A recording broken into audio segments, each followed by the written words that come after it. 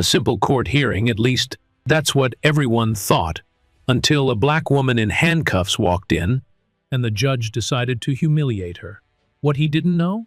She's not just any defendant. She's the Chief Justice of the United States. What unfolds next is a shocking clash of arrogance, identity, and accountability that flips the courtroom and the system on its head. This isn't just about one woman standing up. It's about decades of silence finally breaking wide open. Stick around because the truth? It hits harder than the gavel. And before it's over, someone is going to face the justice they've spent years avoiding. The morning sun cast a dull haze over downtown Jackson, Mississippi, the streets still slick from an early rain. The old courthouse sat like a relic from another era, its columns cracked but proud, weathered by time and history. People moved through its front steps with a sense of routine, clutching briefcases, coffee cups, or frayed manila folders, each carrying their own story, their own fight. But none of them knew that today would be different. That today, inside those faded stone walls, something long overdue was about to happen. Inside Courtroom 3B, the benches were mostly full. The usual murmurs of clerks, defense attorneys, and reporters filtered through the space. The air smelled faintly of old wood and disinfectant, and the tall windows let in streaks of pale light that made everything look a little older, a little more faded. Near the back, an older white man in overalls leaned forward, whispering something to the woman next to him. Up front, the court clerk tapped away at a keyboard without looking up. The bailiff stood with arms crossed, keeping half an eye on the door. And at the center of it all sat Judge Raymond Stokes, perched behind his bench like a king on a worn throne. Judge Stokes, 72 years old, had ruled over this courtroom longer than many of the lawyers had been alive. With his thin white hair combed neatly to the side, deep wrinkles folded around his eyes like lines carved into rock. His black robe hung loosely over his stooped shoulders, but his presence remained sharp, intimidating. A man known for his no-nonsense courtroom and long-winded speeches about law, order, and the way things used to be. And for those who paid attention, especially the ones on the receiving end of his rulings, it wasn't hard to see the pattern. He was harsher when the defendant looked a certain way, spoke a certain way, came from a certain place, especially if that defendant happened to be black. But he was careful, always careful. The kind of prejudice that didn't yell at, whispered calmly and with conviction, wrapped in legal jargon and sealed with the slam of a gavel. The door at the side of the courtroom creaked open. Every head turned. 2 officers walked in, flanking a woman in navy blue. Her wrists were cuffed, but her spine was straight and her chin was high. She walked without hesitation, her heels clicking steadily against the old tile. There was no slouch in her shoulders, no fear in her eyes, just a quiet confidence that clashed against the moment. The woman was black, about late 50s, with smooth, deep brown skin and salt and pepper hair pulled into a neat twist at the nape of her neck. Her eyes were sharp, intelligent, watchful. There was something about her presence, something that made even the stenographer stop typing for half a second. Something that didn't quite match the image of a woman in handcuffs. But the judge didn't flinch. He barely glanced at her as she stood before him. Instead, he leaned back in his chair and let out a long breath through his nose. Then he picked up the case file sitting in front of him, flipped through the top pages, and let out a little huff of amusement. "Dr. Naomi Ellis," he said, dragging each word out like he was tasting it. "Tampering with federal documentation, refusing to comply with identification protocols, and interfering with a government investigation."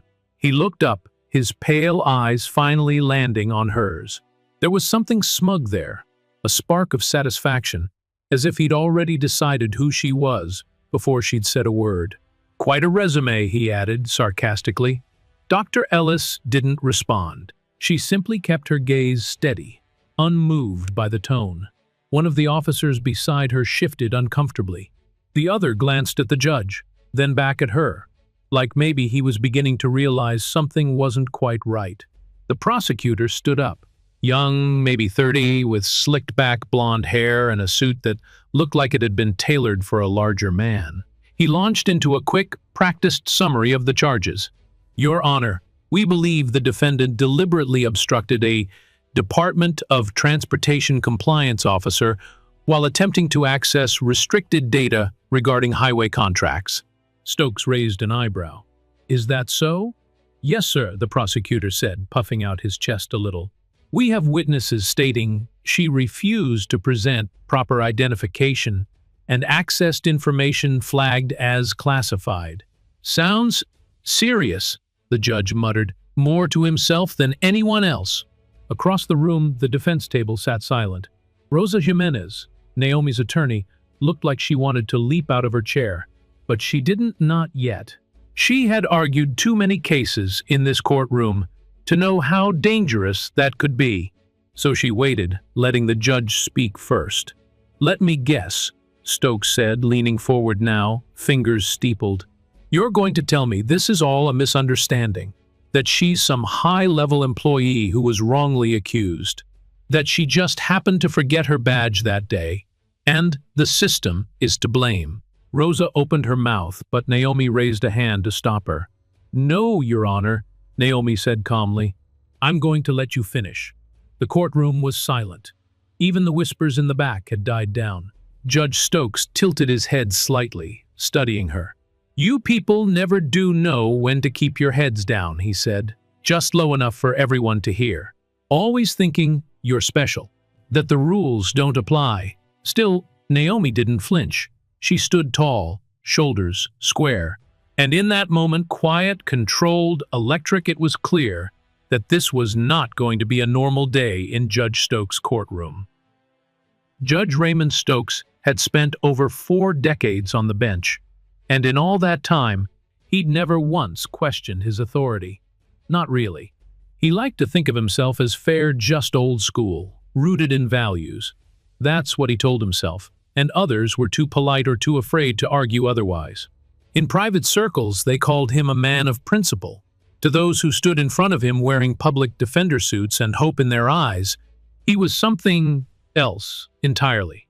His rulings had always followed a rhythm, the kind he could rely on no matter the case.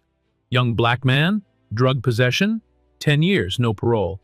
Latina mother late on HOA payments, eviction. He called it law and order, but deep down, in that quiet place he never spoke about, it was about something else, something he thought he had the right to protect. Control. There was a satisfaction in it, watching the courtroom shift with the weight of his gavel, knowing that when he spoke, people stopped breathing. His voice was the final word. In this room, he wasn't just a man, he was the law. And for a man who came up in Mississippi during the 60s, that meant something. It meant power, respect, permanence. So when Naomi Ellis stood in front of him, calm and composed in those damned cuffs, it stirred something inside him. Not fear, he didn't fear people like her, but irritation, discomfort. A feeling like the floor might shift beneath him if he wasn't careful. She looked like she didn't belong in chains. She looked like she wasn't going to beg. That bothered him. He cleared his throat and leaned forward again, flipping through her file, though he already knew what was in it. The charges were thin. Hell, he'd seen stronger cases in traffic court. But it wasn't about the evidence, it was about the tone, the way she carried herself like she had nothing to prove, the way she let silence hang in the air, like it belonged to her. She was educated, that much was clear. Her diction, her posture, the slight nod she gave her attorney instead of interrupting. He hated when defendants tried to act like lawyers, especially the ones who thought a degree made them equal in his court. He looked over at Rosa Jimenez, still quiet, still watching him like a hawk from behind her glasses. Rosa was trouble. Sharp, loud, and unafraid to poke the system with a stick. He'd had run-ins with her before. She'd lost every time, but not because she was wrong, just because he'd made sure of it. Let me save us all a little time, he said, voice booming now, enough to cut across the courtroom. We have an obstruction charge, a government records violation, and clear evidence of non-compliance. Doesn't sound like a misunderstanding to me. Sounds like someone who thinks she's above the rules. He turned back to Naomi, narrowing his eyes. Tell me, Dr. Ellis, did you really think nobody would notice? That you could just walk into a federal building and do whatever you pleased? Naomi didn't blink. I followed every protocol required of me. The officer who stopped me acted outside his jurisdiction. Stokes let out a humorless chuckle. Is that so? Well, I suppose we'll let the jury decide. That is, if it even gets that far. That earned him a small ripple of laughter from the gallery, mostly from people who didn't understand what was actually happening in front of them. The prosecutor, young Ethan Moore, grinned like a man who'd just scored points in a game. Stokes hated how eager he looked, like a puppy getting praise for fetching a stick. These kids came into his courtroom thinking it was sport, but Stokes didn't play games. He decided futures. He tapped the gavel softly, more as a habit than a necessity. Then his voice dropped an octave, cold and deliberate. You don't belong here, he said, staring straight at Naomi. This room, this system, it wasn't built for people like you to stand at the front and talk back. You think education erases who you are? That a title protects you from consequences? Rosa stood now. Your Honor, I object to the overruled, he barked, not even looking her way. Sit down, Miss Jimenez.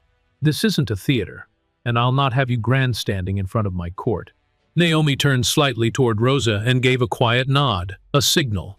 It wasn't submission, it was control, permission. Rosa clenched her jaw but obeyed, dropping back into her seat. I'm curious, the judge continued, now walking the line between condescension and something more sinister. What made you think you could get away with it? Or maybe you didn't think at all. The silence that followed was thick. Naomi's response was calm but firm. I've thought about this moment more times than I can count, Your Honor, and I've prepared for it. Oh, I'm sure you have, he replied with a sneer. But let me remind you, this is my courtroom. And around here, preparation doesn't change outcomes. He glanced toward the press, seated in the back. They were paying attention now. Good. He liked when the media watched him work. They called him tough, called him bold, called him fair, even when he wasn't. But something about this morning felt different. Something about the way Naomi stood there, eyes steady, shoulders still. She wasn't rattled. She wasn't angry. She was waiting, and that made him nervous. He leaned back again, fingers drumming on the desk. Maybe it was time to put her in her place. The thing was, he'd done it before, crushed people like her with a few words. A simple sentence reminded them what side of the bench they belonged on. And as far as he was concerned, today wouldn't be any different. But what he didn't know, what he couldn't have guessed, was that the ground beneath his gavel had already begun to crack. And Naomi Ellis wasn't the one who needed reminding. He was. Naomi Ellis stood silently, her wrists bound in cold steel, yet her spirit was anything but restrained. While the courtroom buzzed with thinly veiled judgment and arrogance, she remained centered, her breath calm, her expression unreadable. She had stood in far more dangerous places than this, places where the attacks weren't just verbal, and the bias wasn't hidden behind robes and badges. As Judge Stokes spoke, posturing behind his bench like a relic of a dying world, Naomi let his words drift past her. She'd heard them all before, from men just like him. Words soaked in disdain, dressed in courtroom decorum. She knew what he saw when he looked at her, a threat, not because of any alleged crime, but because she stood with her shoulders squared and her eyes unflinching, because she refused to play small. He couldn't have known the fire she carried inside. Her mind wandered, not because she wasn't paying attention, but because this moment was one she had long prepared for. It didn't surprise her. It confirmed what she'd always known. Her life had been shaped by moments like this, quiet wars with loud consequences. She thought of her grandfather, James Ellis Sr., a man who had picked cotton in Alabama under a sun that never showed mercy. He used to say, "Don't let him tell you where you belong, baby girl. You decide that for yourself." He had walked miles to vote during the civil rights movement. only to be turned away with a smile and a lie. But he kept going. That stubbornness, it was in her blood. Her father had driven trucks for 30 years. A strong man with soft eyes, who raised Naomi and her brother after their mother passed away when Naomi was only 7. He believed in education like it was salvation. "Get your learning, and nobody can take that from you," he'd say, as he handed her peanut butter sandwiches before school. It was never easy, but it was always possible. That's what he taught her. She remembered sitting at the kitchen table, a library book in front of her, struggling through Supreme Court decisions with words too big for any 10-year-old. But she read them anyway. Brown v. Board, Gideon v. Wainwright, Loving v. Virginia. The names didn't mean much at the time, but she felt their weight, felt the change behind the language. That was the moment she knew what she wanted. She didn't want to be just a lawyer. She wanted to be the one who changed the rules. Years later, at Harvard Law, she found herself in classrooms where she was one of 3 black women and the only one from the Deep South. Professors spoke over her. Some students avoided sitting next to her. One told her during a group project that she was surprisingly articulate. She smiled through it all, but every slight became a brick. Every insult, another reason to keep climbing. When others studied for the exam, Naomi studied for the war. She made her name as a federal prosecutor, took down corruption rings, exposed backdoor dealings in local politics. Her courtroom style was calm but lethal. She never raised her voice, never slammed her hand. But when Naomi Ellis spoke, people listened. She never needed to remind anyone of her authority. Her presence did the work. But none of that mattered in this courtroom. Not today. Here, she was just another defendant, with a brown face and handcuffs around her wrists. That was the game Stokes wanted to play, pretend that the world outside didn't exist, that her resume didn't stretch across 4 decades, that her title held no weight. Naomi wasn't angry. Anger was too simple, too easy. What she felt was older, heavier in exhaustion passed down through generations. She had learned long ago that rage would only be used against her. What she wielded instead was presence, intellect, precision, the ability to hold a room without raising a hand. It was something Stokes couldn't understand, which made it all the more powerful. She glanced toward Rosa, who sat with her hands clasped tightly together, ready to speak, but waiting for Naomi's lead. Rosa had been her friend long before she'd been her lawyer. They met during a civil rights case in Atlanta nearly 10 years earlier, and since then, Naomi had trusted few people more. Rosa didn't just believe in justice, she chased it. And she knew exactly who Naomi was. They both did. Naomi looked out at the gallery. She saw the reporters scribbling in notebooks, unsure of what story they were about to write. She saw the elderly black woman in the 3rd row, dressed in Sunday best, sitting alone with her purse tucked on her lap. She saw the young white intern from the DA's office, nervously watching the judge for cues on how to behave. And she saw, more than anything, the weight of history repeating itself in real time. They didn't know what was coming. She returned her gaze to Judge Stokes. He still thought he was in control, still believed that his word was final. He had no idea how wrong he was. She had worked too hard, fought too long, and sacrificed too much to let this moment pass by like just another indignity. Today would not be like the others. Today, the courtroom wouldn't just hear a defense, they would witness a reckoning. And Naomi Ellis, handcuffed, composed, unshaken, was ready. The words coming from Judge Stokes's mouth were meant to sting. That much was clear. He spoke them slowly, deliberately, his tone condescending, his voice coated with smugness and false restraint. His eyes held that familiar glint Naomi had seen her whole life, from teachers who didn't expect much, from neighbors who double-checked her mail, from officers who looked twice when she walked into federal buildings with authority they didn't think she'd earned. "Let's not pretend you're someone special," he said, eyes narrowing on her. "You might have tricked your way into a few titles, but in this courtroom, those tricks don't carry weight. Here, you're just another defendant, just another citizen who thinks the law doesn't apply." Naomi didn't flinch. She simply stood there, hands still cuffed in front of her, posture straight, gaze unwavering. She let him finish, let his words hang in the air like stale cigarette smoke, thick and irritating but harmless, once you stopped giving it power. She had learned long ago that men like Raymond Stokes didn't want to see strength. They wanted a reaction. They thrived off the idea that they could shake you, break you just by looking down from behind a bench and letting their insecurities echo off marble and wood. But Naomi knew better. She also knew that silence could speak louder than any retort. The courtroom had quieted now. Even the scribbles from the reporters had stopped. Everyone was watching her, waiting to see if she would fold or fight. She tilted her head slightly, meeting the judge's gaze. "Are you finished?" she asked, calm and direct. Judge Stokes smirked, but his fingers tapped the desk faster than before. "Not quite," he said, pretending to shuffle a paper he'd already read twice. "You see, Dr. Ellis, we've got a problem here. You think your credentials make you immune. You think walking in here with your chin up and your little entourage changes the facts. But I see right through it." Naomi didn't move. The air felt heavy, like the moments before a thunderstorm when the sky holds its breath. "I've seen your type before," he continued, leaning forward now, the gravitas in his voice practiced and sharp.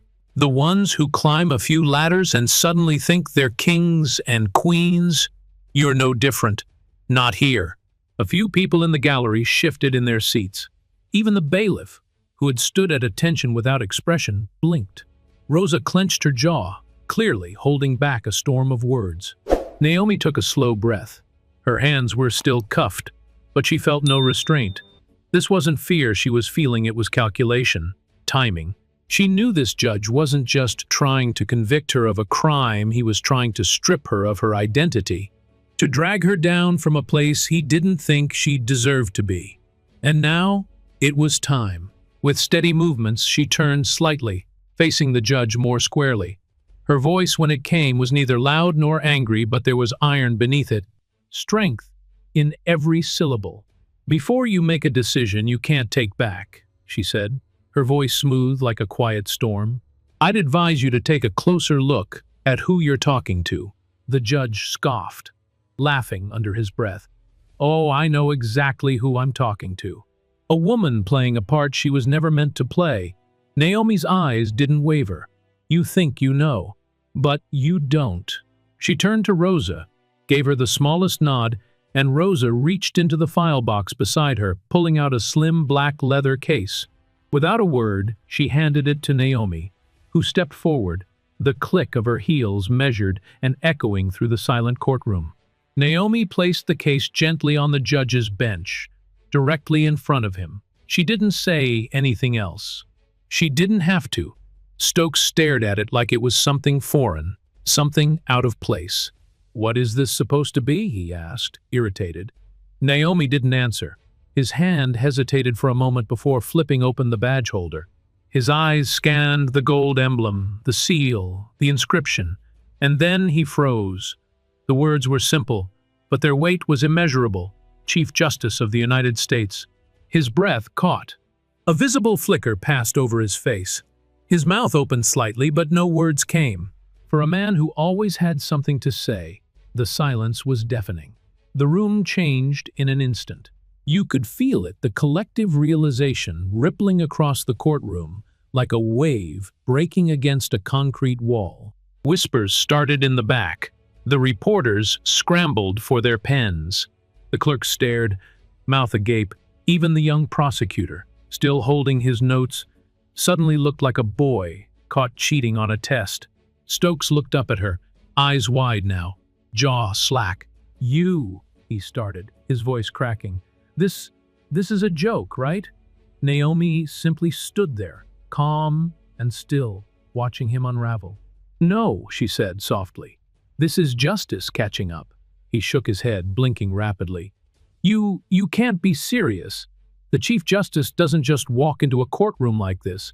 Not like this." Naomi let the moment stretch. "This is exactly how we walk in," she said, "when it's time for the system to answer for itself." The room was silent again. But it was a different kind of silence now. Not the heavy kind of dread, this was something more electric. A shift.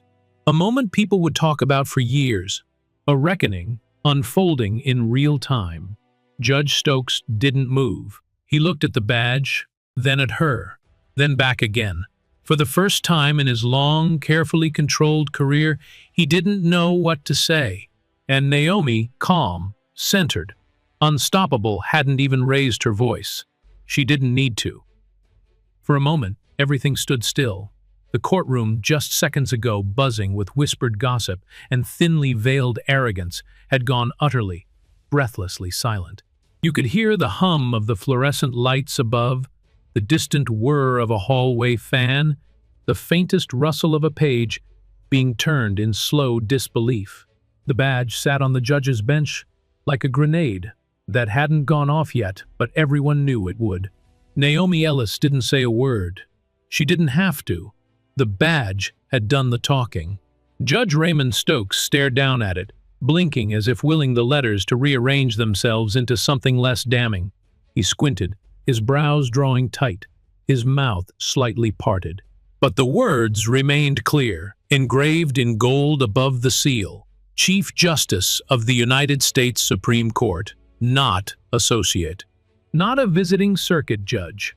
Chief, the most powerful legal figure in the country, had just handed him her identification, like a defendant turning over a parking ticket. Except this wasn't a ticket.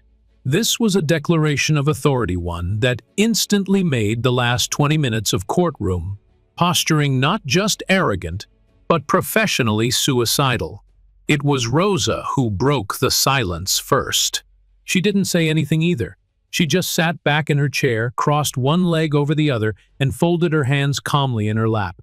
That tiny movement said, "Everything. We told you."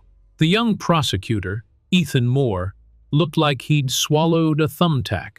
His eyes flicked between the badge and the judge, and then to Naomi, as if seeing her for the first time not as a defendant, not even as a powerful woman, but as the symbol of something bigger, something final, the embodiment of the justice system they all claimed to serve. In the back of the courtroom, a reporter's pen clattered to the floor.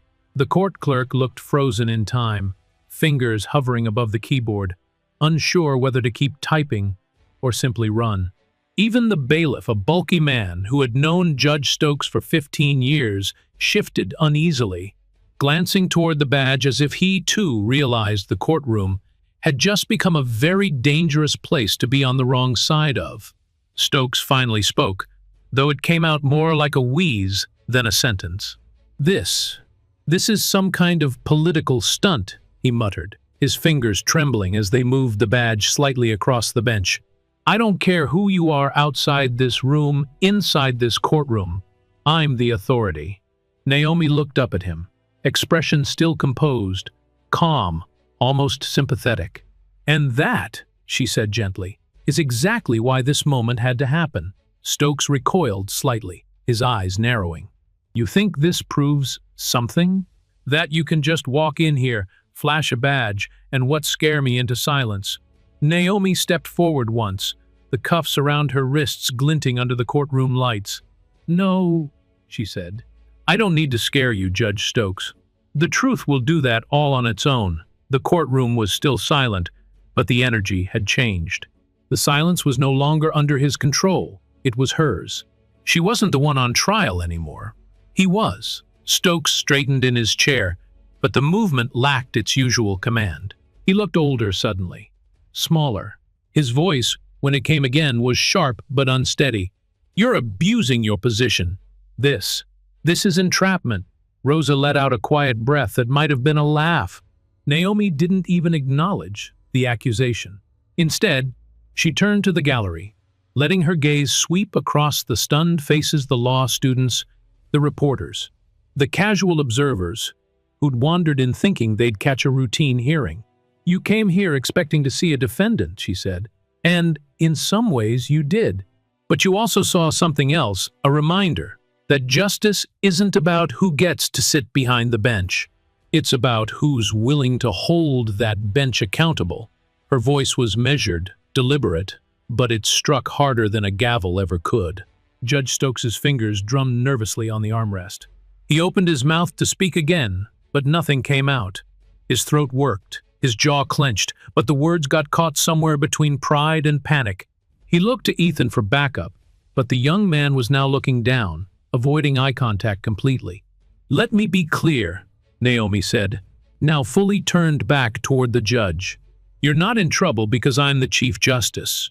You're in trouble because you forgot the law applies to you too." Stokes gripped the edges of his bench. His knuckles were white. "I won't," he started. But Naomi cut him off, not by shouting, not by interrupting loudly, but by simply stepping closer, lifting her cuffed hands to rest gently on the edge of his bench. "You already did," she said. And that was when the doors at the back of the courtroom opened with a loud click. 2 federal officers entered the room, both dressed in Navy suits, their badges visible, their expressions unreadable. The taller one, a black man with short, cropped hair, stepped forward and pulled out a folded document from inside his coat. "Judge Raymond Stokes," he said, his voice calm and direct. "You are hereby notified that you are under federal investigation for judicial misconduct, abuse of power, and racially discriminatory sentencing practices." The entire courtroom gasped. The shorter officer, a white woman with sharp eyes and a tight bun, took a step closer toward the bench. Her presence was clinical, cold. She didn't flinch, didn't pause. She wasn't surprised. Naomi stepped back. The judge's lips parted, but no sound came. He looked between the agents, then at the badge still sitting in front of him, and then at Naomi, whose expression, while unreadable, was not cruel, not vengeful, just resolved. "This can't be happening," he whispered. But it was, and every person in that room knew it. Judge Stokes had never heard silence quite like this before. It wasn't peaceful or reverent. It was the kind that wrapped itself around your throat and waited. The kind that filled your ears like static and made every breath feel like a mistake. He sat motionless behind his bench, blinking rapidly, as if the world might return to normal if he just didn't move. But the world had already shifted, and it had shifted without his permission. The federal agents still stood before him stoic, grounded, unbothered. The taller one had just delivered words that Stokes couldn't process: judicial misconduct, abuse of power, racially discriminatory sentencing practices. He had to have misheard them. Surely they meant someone else. Surely this wasn't about him. He'd served this court for over 40 years. He'd built a reputation, damn it. He was respected, revered. Law journals had quoted him. Bar associations had toasted him. Governors had called him an institution. And now, 2 agents in federal suits were speaking to him like he was a suspect on trial. He glanced toward the jury box, now empty but suddenly symbolic. For decades, he'd ruled over people sitting in those very seats, poor men, young black boys, mothers without attorneys, immigrants who barely spoke English. He'd handed out sentences with a casual flick of his wrist, as if lives were numbers on a sheet. He never imagined he'd be the one staring at a room full of people, waiting to see what would happen to him. His gaze darted toward Naomi Ellis. She still stood where she had been, hands clasped now in front of her, no longer cuffed. At some point, one of the officers had removed them, but Stokes hadn't even noticed. Her face was unreadable, no smirk, no satisfaction, no fire, just composure, an impossible steadiness that made him feel like a child throwing a tantrum in the presence of a parent who wouldn't bend. "You," he started, but his voice cracked. He cleared his throat, tried again. "This is absurd, a misunderstanding." One of the agents took a step closer. "You'll have the chance to respond formally, Judge Stokes. But for now, we're here to observe the conclusion of this hearing and to ensure no further abuse of authority takes place." Rosa Jimenez let out a quiet chuckle under her breath and scribbled something into her legal pad. Her confidence had returned tenfold now, and it wasn't performative. She wasn't gloating. She simply knew what everyone else was realizing. The empire had crumbled. Stokes gripped the edges of his bench. "No further abuse of authority?" he repeated, nearly scoffing. Do you have any idea who I am? Naomi finally moved. Not much. Just a slight shift of weight from one foot to the other. Her voice followed, even and soft but sharp enough to cut steel. We do, she said. That's why we're here. The power had changed hands, and everyone in the room felt it. He looked out into the gallery at the faces that had watched him for years, without ever challenging him. But now, those same faces were watching something else. They weren't just witnesses to justice. They were witnesses to his fall. Even the bailiff, his bailiff stood with his back straighter than usual, arms folded tighter across his chest. And when Stokes's eyes landed on him, the man didn't look away. He held the judge's gaze. That had never happened before. Stokes swallowed hard. His throat felt dry. His vision blurred slightly at the edges. He gripped the bench harder to ground himself, the wood digging into the soft skin of his palms. I've ruled in over 1,000 cases, he said, almost pleading now. My record speaks for itself. Naomi's eyes didn't blink. It does, she said. That's why the federal judiciary reviewed it. Her tone wasn't cruel. It wasn't mocking. That's what made it worse. She wasn't angry. She wasn't here for revenge. She was here for truth, for accountability, for the kind of justice that didn't slam doors shut, but opened them wide enough for everyone to walk through equally. The judge's hands were trembling now, visible even from the gallery. I've never seen anything like this, he muttered. Not in all my years. That's the problem, Naomi replied. Reporters began to whisper. One raised a phone. Another was already texting furiously. Outside, it wouldn't take long for the news to spread. Judge Raymond Stokes, once called a southern cornerstone of integrity on the bench, had just been served a notice of federal investigation in front of a sitting Chief Justice of the United States. The prosecutor, young and pale now, whispered something to the clerk, who nodded. Everyone was hedging now, backing away from the man who had long ruled over this courtroom like a monarch. No one wanted to be aligned with a sinking ship. Naomi walked forward, closing the distance between her and the bench. Her voice lowered slightly, meant only for Stokes. You spent years dismissing people like me with a look, with a gavel, with an offhand remark you probably forgot by the time lunch came. But they didn't forget. They lived with your decisions. Stokes looked down, not because he was ashamed he didn't know how to feel ashamed yet, but because he couldn't match her eyes.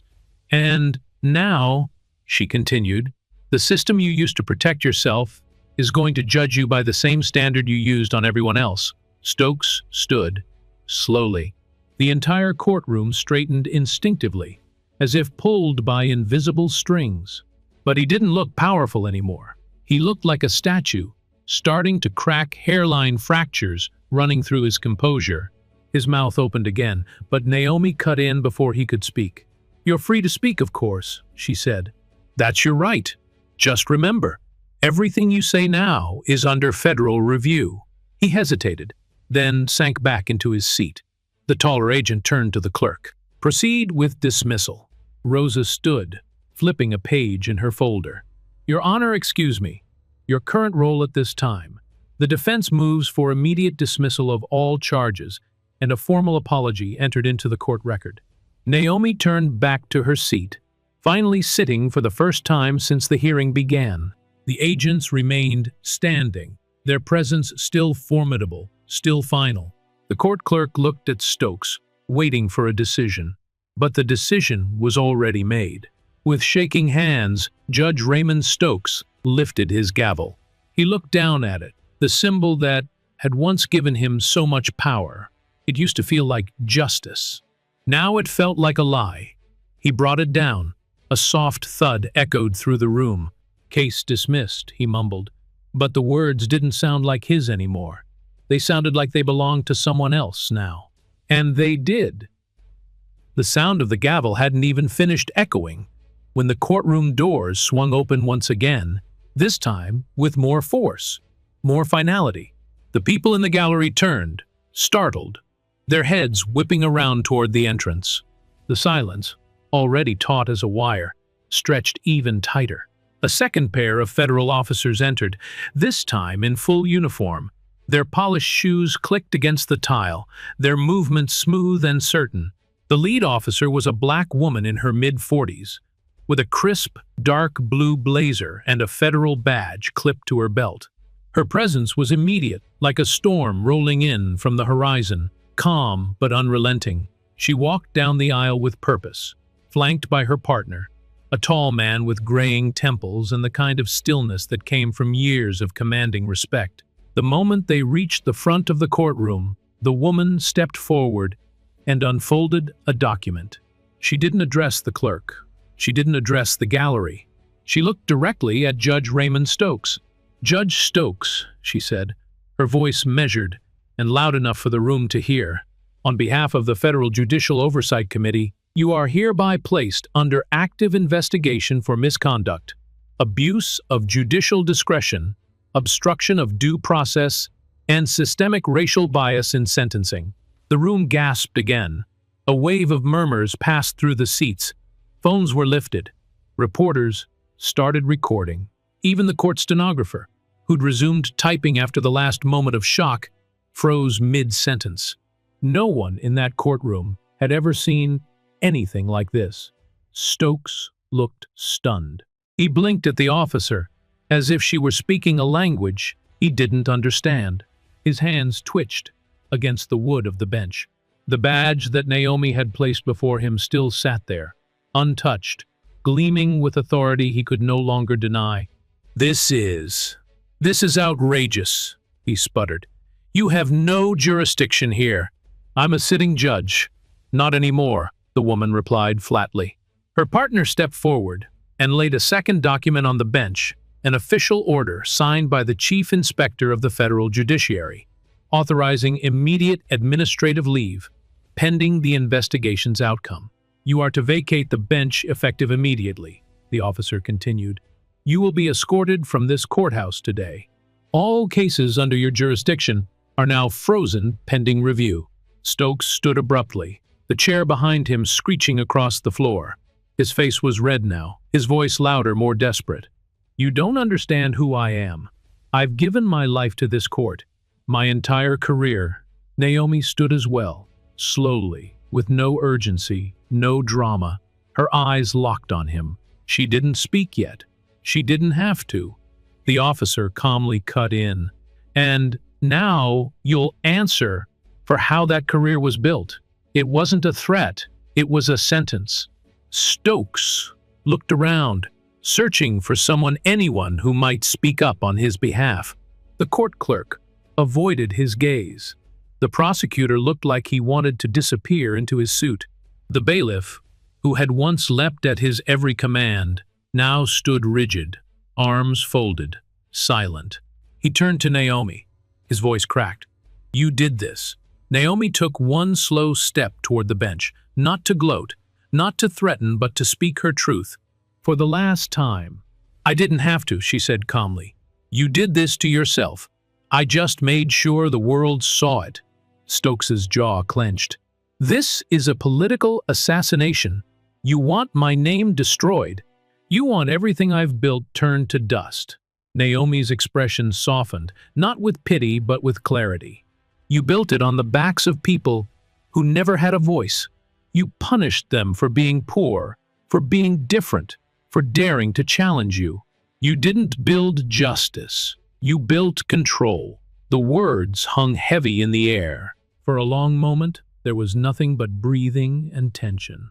Then the officer gestured toward the steps in front of the bench. "Please step down, Judge Stokes." He didn't move, not right away. His hands gripped the wood. His shoulders shook rage or humiliation, no one could tell. He had spent years building himself into a figure of authority, a towering shadow that loomed over defendants and attorneys alike. And now, in front of cameras and clerks and colleagues, he was being stripped of that image. Slowly, with a deep, unsteady breath, he stepped down. The courtroom watched as he descended the bench for the last time. He didn't look like a judge anymore. He looked like a man in free fall. The officers flanked him. They didn't put him in cuffs, at least not yet, but their presence was unmistakably restrictive. He wasn't free. He wasn't in control. He wasn't anything more than another citizen under scrutiny. As they moved toward the side exit, Naomi turned slightly to watch him go. She didn't smile. She didn't celebrate. She just watched. Calm, clear, finished. Because this moment wasn't about revenge. It was about balance. The courtroom doors closed behind him with a dull, echoing thud. And just like that, Raymond Stokes was gone. Rosa exhaled and rubbed her temples. I didn't think I'd live to see that day. Naomi sat down, her hands folded on the table. A lot of people didn't.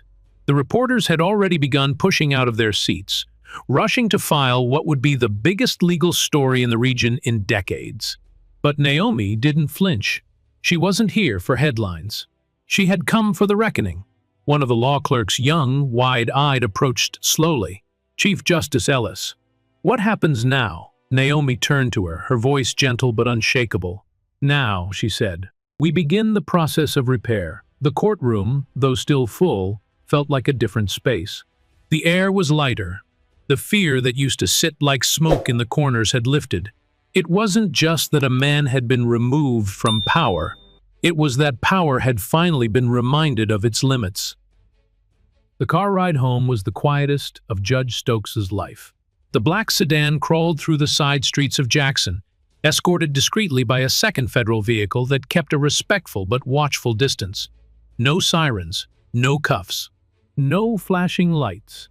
Just the long, low drive of a man whose power had been revoked, but whose pride hadn't caught up to the truth yet. Stokes sat in the back seat, his suit rumpled and damp under the armpits. His hands were folded tightly in his lap, but they trembled in spite of his grip. The agent sitting beside him didn't say a word, not a threat, not a smirk, just silence, which somehow made everything worse. He didn't deserve silence. He deserved protest, outrage, a fight. Instead, the world was treating him like a man already gone. He stared out the window, watching the homes pass by neatly trimmed lawns, red brick walls, porch swings swaying in the April wind. The kind of neighborhoods he used to defend in speeches, the kind of people he used to imagine himself protecting. Now, he didn't know what they thought of him. He wondered if they were watching the news, if they had seen the footage, if they'd heard Naomi Ellis say those words in that firm, unshakable tone, "You did this to yourself." He felt the ache in his chest again. He pressed his thumb and forefinger to the bridge of his nose, trying to push away the pounding behind his eyes. The humiliation wasn't what hurt the most. It was the clarity. It was how suddenly the facade had shattered, how fragile everything he'd built had proven to be once someone finally dared to knock on it. When the car pulled into his driveway, the porch light was already on. His wife, Marilyn, stood in the doorway with her arms crossed. She hadn't called him all day. That wasn't unusual. They often went hours without speaking now, but her posture told him she'd been watching the news.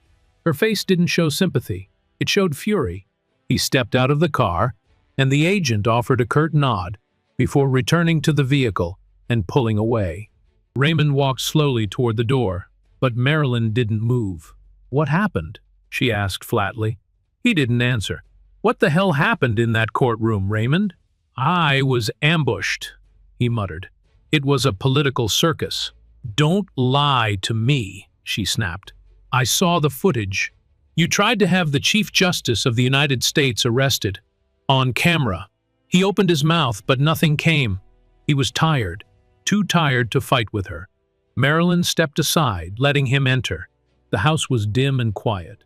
The TV in the living room was muted, still playing the news. On screen, a slow-motion replay of Naomi Ellis placing her badge on the bench, looped over and over again. A headline scrolled along the bottom. Southern judge removed amid federal probe, Chief Justice leads call for accountability. He sank into the armchair. His body felt heavier than it ever had before. Marilyn remained standing. "I defended you," she said after a pause. "To our friends. To our kids.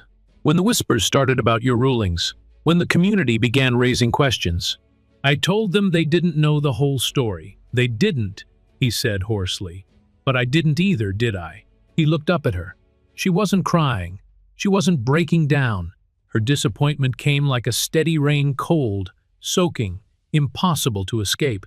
"I thought you were hard because the job demanded it," she said. "But now I wonder if you were cruel because it made you feel good." He flinched. The words hit harder than anything the agents or reporters had said. "I was doing what I believed in," he said, his voice quiet. "No," she replied. "You were doing what gave you control." She walked into the kitchen. The sound of a glass being set on the counter echoed like a gavel in the silence. He leaned back in his chair, staring at the ceiling fan turning slowly above him. All those years, all that power, and in a single afternoon it had evaporated. He had nothing to fall back on, no bench, no title, no courtroom that bowed when he entered. Just this house, this silence, and a woman who no longer recognized the man she'd married. He got up and walked to his study. It was the one room in the house untouched by change. Dark wood shelves, stacks of legal journals, commendation plaques from the state bar, a photo of him shaking hands with a senator in 1998. He walked to the desk and picked up the wooden gavel he kept there, the same one he'd used in his first year as a judge. He'd kept it out of sentiment. Now it felt like an artifact from another life. He sat down slowly. There was a mirror on the wall across from his desk. He looked into it, expecting to see defiance. Instead, he saw a man worn down by the weight of his own choices. Wrinkles had deepened in the last few hours. His eyes looked dull, afraid. He remembered being a young attorney, full of ambition, desperate to make a name for himself. He'd clerked under a federal judge who told him once, "Law isn't about fairness, it's about structure. You learn to control the structure, you control everything." He'd taken that lesson to heart, built a career on it. But now, sitting here, he wondered if that had been the first lie. He picked up a yellowed folder from his shelf, an old case file from 15 years ago, a sentencing he'd issued, 20 years to a black teenager for drug possession and resisting arrest. First offense, no weapon involved. He remembered the case, remembered how easy it had been. No one had pushed back. No one had questioned him. Now he questioned himself.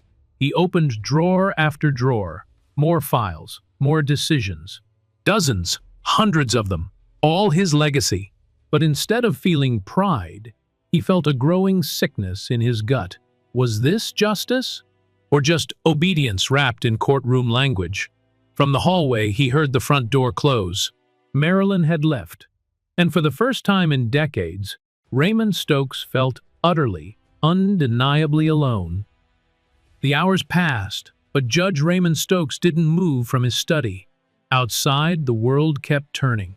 The sun dipped below the line of trees in the backyard, casting long shadows across the rug.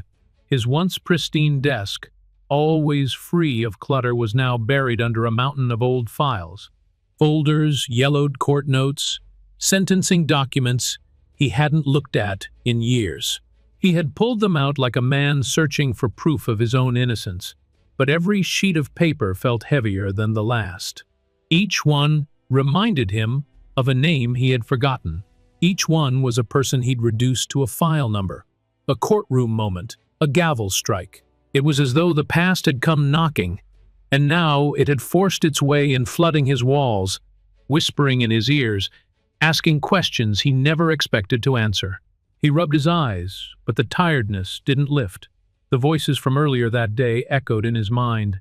Naomi Ellis's steady tone, the agent's announcement, the stunned silence of the courtroom.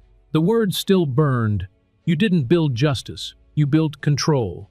He tried to shake it, to resist the idea that his entire career had been something other than noble. But as he sat in the dim study, surrounded by decades of decisions, he felt something he hadn't felt in years: doubt. Not about his ability, not even about the law, but about himself. He reached for a glass of bourbon on the side table and took a slow sip. The burn did nothing to warm him. Marilyn hadn't come home.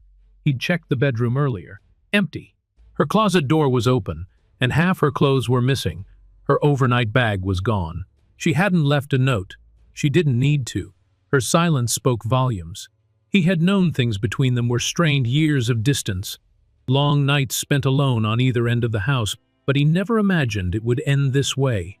Not over this.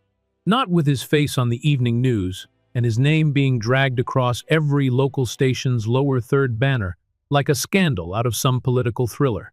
He turned back to the files. One caught his eye. State versus Thompson, 2007. A 17-year-old black kid from Yazoo City. Picked up for possession of marijuana and resisting arrest. No priors, no weapon. He remembered the case now barely. He remembered his ruling even more. 7 years. No parole. Harsh, even by Mississippi standards. He told himself back then that he was sending a message. But who had he sent it to? And what message had it really delivered? That justice was blind, or that it was vengeful? He ran a hand through his thinning hair and leaned back, staring at the ceiling. The bourbon sat untouched beside him now. There were dozens more files like it, maybe hundreds. Stokes had always prided himself on being efficient, firm. He'd told new judges during seminars that leniency was a slippery slope.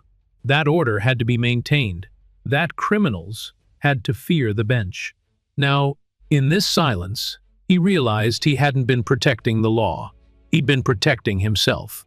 He thought of the people who'd stood before him, trembling, silent, too poor to afford a lawyer who wasn't already juggling 10 other cases.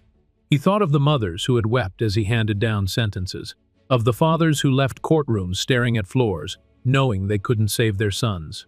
He had believed, deep down, that he was doing the right thing. But maybe belief wasn't enough. Maybe belief wasn't the same as truth. The truth was now living outside his home on every news outlet, in every phone conversation between neighbors, and most painfully, in the way Marilyn had looked at him as she stepped out the front door. That wasn't disappointment. That was betrayal, and it gutted him. His phone buzzed on the desk, jolting him from the spiral. It was his son. He hesitated. They hadn't spoken in nearly a year. Their last conversation had ended in shouting, with his son accusing him of living in the past and Stokes calling him ungrateful for abandoning tradition. But now, as the screen lit up with Tommy, Mobile, Al, something inside him cracked. He didn't answer it. Not yet. He couldn't face that voice. Not now. Instead, he stood and walked to the mirror near the door. He looked at himself, the lines on his face deeper than he remembered.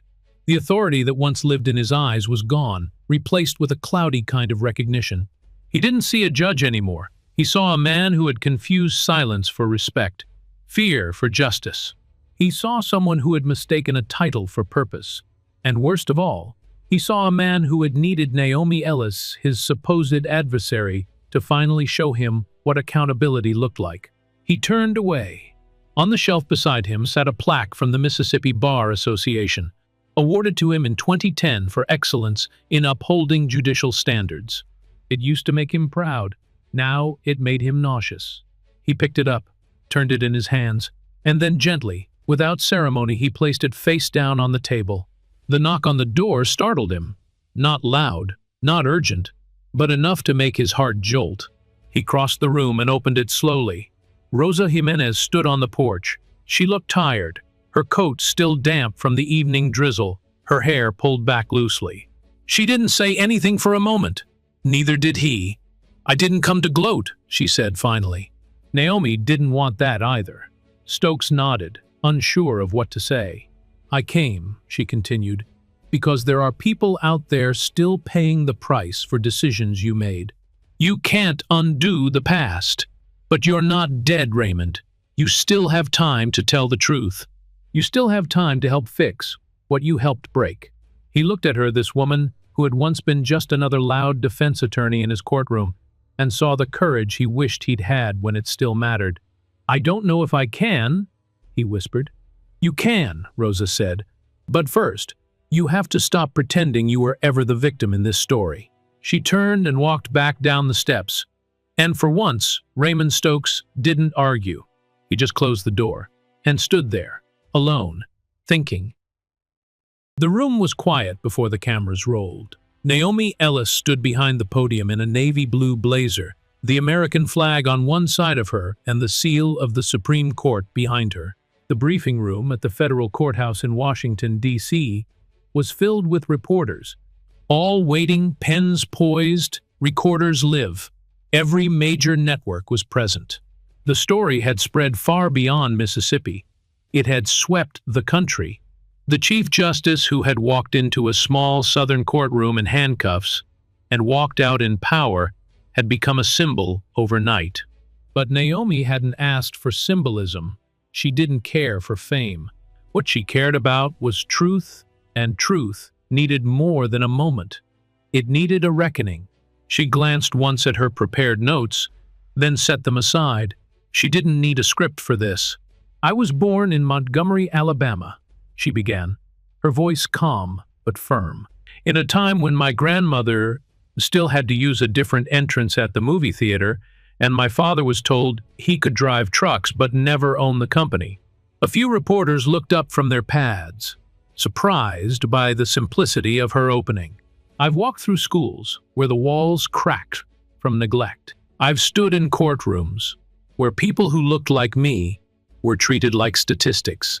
And I've spent most of my career believing that if I rose high enough, I could fix what was broken from the inside." She paused, letting the weight of the moment settle. "But what I've learned is that no matter how high you climb, justice doesn't happen on its own. It doesn't bend just because you earned a title. Justice only bends when people stand up and push against the weight of tradition, power, and silence."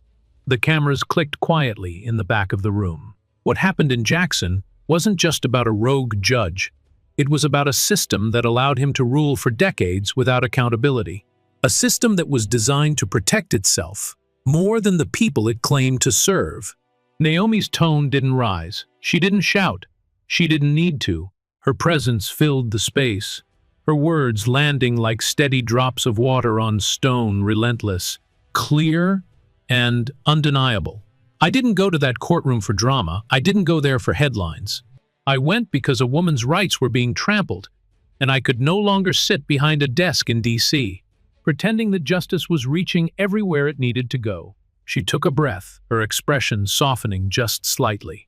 "And yes, I revealed who I was when I had to, but not because I wanted to be treated differently. I did it because I wanted that courtroom, that judge, and every person watching to know that no one, not even a Chief Justice, is above accountability. And no one should be beneath dignity." There was silence in the room.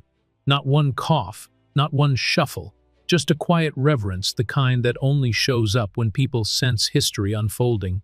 "I have ordered an independent federal review of every sentencing decision made by Judge Raymond Stokes over the last 25 years, she continued.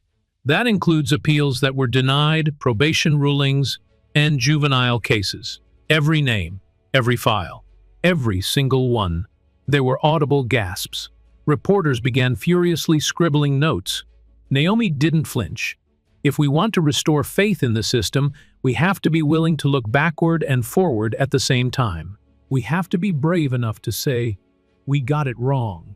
And we're going to make it right." She placed both hands on the podium, leaning forward slightly. "This is not the end of anything," she said.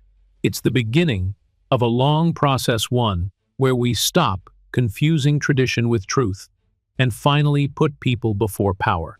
The press conference ended, not with applause, but with the kind of silence that meant the words had landed. Naomi stepped away from the podium, greeted by aides and advisors, but she didn't bask in it. She just nodded once, thanked them quietly, and left through the side hallway. Outside the courthouse, the sun was setting. The light caught on the marble steps and the old flagpole that had been standing since the 60s.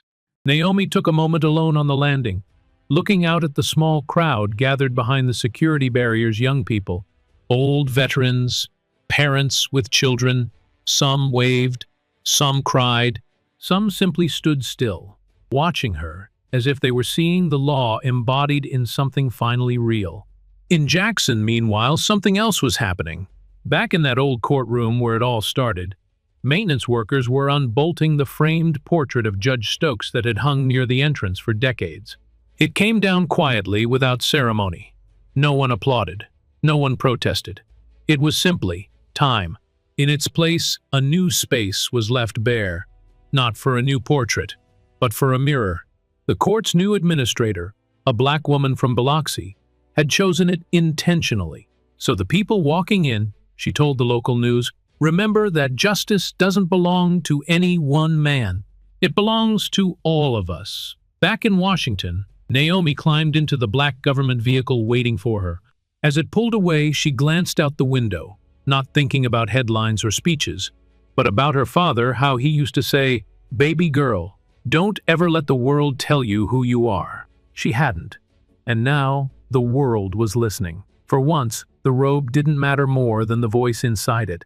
Justice, long deferred, had finally spoken back, and it sounded like her. The story of Chief Justice Naomi Ellis delivers a powerful reminder. Real justice isn't about titles or power, it's about the courage to stand up to what's wrong, even when it's deeply rooted in the very system we once served. For older adults who've lived through decades of change, challenges, and quiet endurance, this message is especially meaningful. Many of us were taught to stay silent, to let things go, or to trust that justice would eventually prevail. But silence can become complicity. Naomi didn't shout. She didn't seek revenge. She stood with dignity, demanded the truth, and let the facts speak for themselves. Her strength wasn't loud, it was steady. Her justice wasn't about punishment, it was about restoration. It's never too late to speak up, never too late to do the right thing. Whether you've lived through injustice or turned away from it, today is always a chance to stand on the side of what's right. If this story moved you, please like, subscribe, and share the video to help us spread this message to others who need to hear it. Let's make sure stories like Naomi's inspire the justice still waiting to happen.